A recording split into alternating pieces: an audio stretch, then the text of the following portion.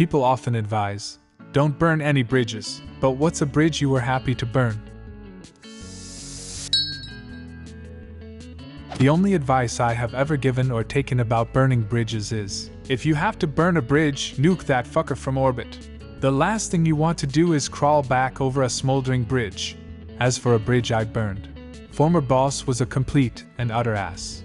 Talked down to me and pretty much everyone. He decided that I did not have any expertise in a software system I designed and wrote. So he went to the director with his grand plan to make it better. The director gave him the go-ahead. Problem was, everything this ass clown did was explicitly forbidden by FERPA, a violation of court policy, or a violation of multiple federal agency rules. When I saw what this idiot was doing, I pointed out the issues. I was told to get the fuck out of his way, he was doing what he wanted, and that I was just a fucking moron for not realizing that he was a genius. I packed my shit and walked out. Asshat called after the shit hit the fan. Never picked up his call. The director called. I told him if they were the last job on earth I would never go back to them. He made the decision to follow Asshat over my objections, and they deserve each other. Both were fired shortly after. One of them showed up a few years later as an interviewee trying to get a job where I worked. I was the lead interviewer. That was a fun interview. They left after 5 questions knowing full well there was no way in hell. I'm a construction super. Young project manager visiting my job for a client meeting. Tells me to go out and get him a Coke while the grown-ups talk. Went outside. When he came out I told him to never talk to me like that again. Got in my face and thumped his finger on my chest while talking shit. I laid him out. Went into the job, packed up some personal shit, and went home. Fuck that guy. Fuck that company. Short-term relationship, less than a month, with a girl that saw me less as a person and more as a resource. After we broke up, she graduated uni and moved overseas. When she got back, she got in contact with me and asked for a catch-up lunch. This was the first time I'd heard from her in 5 years, so I agreed. At the lunch she told me that she needed me to find her a job, find her a place to live, and to lend her enough to buy a car. I gave her a fairly enthusiastic lecture and left her with the bill. I worked on the railways on an agency contract. I had a week off sick unpaid because I'd worked 12-hour shifts for 9 days straight and my body just shut down. Phoned in and okayed it with the boss, went to my GP, doctor, and had a blood test. Turned out I was anemic, and I'd lost weight. Probably because of the long shifts and lack of proper food on the short breaks at work. I came back a week later and I was told, in no uncertain terms, that if I had any more time off sick, I needn't bother coming back. I had no employment rights because technically I was on a 0-hour contract, even though it was rare for me to work anything less than 45 hours a week. So I pretend for a few weeks that I'd forgotten that comment. I then booked all of allocated holiday in one go, all 3 weeks of it. Because it was out of peak season and there were no strikes planned, they could do nothing but accept my request. A few days before the end of my holiday, I sent an email to the HR department at the agency explaining that I'd like 2 more weeks off work unpaid because I was out of the country. Again, can't deny me that because I claimed to be out of the country and unable to return, and I was on 0 hours. 2 weeks later, and the night before I was due to return to work, I faxed them my resignation, stating I was leaving with immediate effect. That way, they would only read it first thing the next morning when I was supposed to arrive for my shift. They then have to locate somebody urgently to replace me. I did this because the agency paid us 2 weeks in arrears, and the contract states that if you don't give 2 weeks notice before you resign, you forfeit all money owed to you.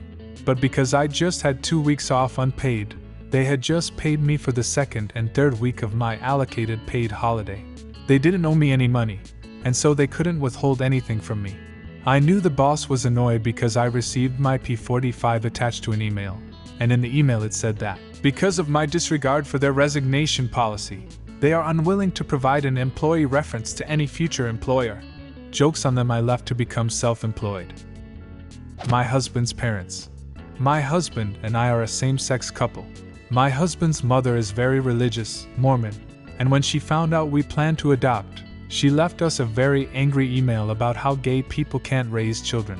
She told us how badly we would ruin these children and things of that nature. This is coming from a woman who kicked her teenage son out of the house when she found out he was gay. My husband was fortunate to have an aunt who was more than willing to allow him to live with her, and we are still super close to her and her 2 kids. It boggles my mind that his mother could say those things. You kicked your own child out of your house, but we are the ones who will be horrible parents. She was angry because she believes that all kids deserve a mother and a father. When I pointed out to her how many kids were in the foster system in our state, she said that I should leave that to God. My husband wasn't on speaking terms with her at that point, but I was still open to making the relationship work. After that, I told her that we were going to have children, and if that was something that she couldn't handle, then she shouldn't contact us anymore. I don't want to subject my kids to that. We haven't heard from her since. Side note, we are currently in the process of adopting 2 young children. We haven't ruined them yet. The relationship with my sister. I think the fire was started when she asked me if I loved her, and I asked if she wanted to hear the truth. When she said yes, I told her that no, not in any way, shape, or form. She's a cancer to the people around her. She creates drama when there is no need for it, and she constantly plays the victim. She is unappreciative, constantly negative, and cares about no one but herself or what someone can do for her. I burned a bridge with my ex, and I'm so glad I did. For the longest time, I had a really hard time burning a bridge with anyone. I didn't like the idea of someone in the world having a foul opinion of me. I wanted everyone to like me. After my ex cheated on me, I realized that not everyone deserves a relationship with me, and I don't need to be liked by everyone. This is kind of the opposite. Someone burned their bridge with me, my stepmother. She was, and still is I imagine, a toxic person. She spent years emotionally and mentally abusing me when she was drunk out of her mind. When I found out I was pregnant, I simply had enough because I didn't want my future child to endure it either and walked out of her life. As well as my father's, but that was a slightly different story. 7 years go by, then my father passes fairly early in life and shit exploded. She didn't inherit his father's trust fund. He died before the cutoff date. As my grandfather's only grandchild, I got it, much to her disappointment. For months after my father died, she tried to repair our relationship, but her drunken hatred towards me was burned into my mind. While I felt bad that she was broke and possibly about to become homeless, I refused to help her simply because she and my father refused to help me when I was broke and homeless with a baby. I blocked her and all her children on any social media, changed cell phone numbers, and even moved to a house that GPS can't really find 90% of the time. My mother burned her bridges with me. I didn't talk to her at all for a decade before her death. When she died, she left a non-insubstantial estate. My sister and brother each inherited well into the mid-6 figures each. She left me exactly $10,000 on the advice of the family lawyer so I wouldn't have grounds to challenge the will. My wife asked me if I was planning to. She could care less about the money. It was the metaphorical slap in my face that infuriated her, and I laughed. A part of me knew that's exactly what she wanted me to do, so it'd set the siblings against each other one more time. Not that I have an amazing relationship with my siblings, we're still working on it, but there was no way I was going to let that poisonous bitch turn the happiness I'd finally managed to get for myself on its ear. Not for anything, and especially not for money. Sometimes it's not about burning the bridge yourself, but just doing nothing to stop it burning. Perhaps rotting wood is a more apt metaphor. My ex-fiancé. Months before the wedding, he cheated on me and gave me chlamydia. I got the test results while he was on a business trip. I called and canceled our wedding. We still had to pay for it. Took my stuff and the dog, then moved out while he was gone. He came back to an empty house with a note, and my test results with the ring on top. Edit. There were red flags and issues prior to this. It wasn't an isolated incident. Also, the dog was mine before the relationship, so I took her with me. My father and I had been estranged for a few years. I'd stopped talking to him because in every conversation he attempted to manipulate me into giving him money, resources, or pity. After 4 or 5 years of silence between us, he called my mom and told her to tell me that if I didn't start calling him weekly, he'd kill himself. I told her I was willing to call that bluff, and if he did kill himself, it wouldn't be my fault. Mom asked what she was supposed to tell him.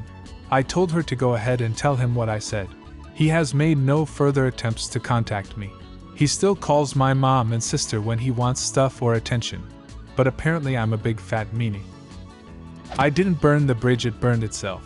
A company I once worked for was taken over by new owners who cared nothing about quality of service and products but about profit margins for executives.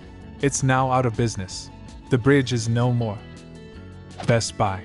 I worked there during college, and one of the managers got mad about my numbers and told me that I would be stuck at Best Buy forever cause I was worthless and had no skills. I told him, "Want me to prove you wrong?" and walked out. Look at me a year later. Graduated college and making $60,000 per year at an easy as fuck low stress IT job. I stopped back in and made sure to tell him all about it in a condescending, cocky way. Fuck you. As a former Best Buy employee, I say congrats. I had the same type of manager. Would get mad about the numbers and all. She got fired and I have an awesome job working in digital imaging. I wish I could go back and tell her like you did your boss. Do you have a similar story? Leave a comment and subscribe to the channel if you want to see more videos like this one.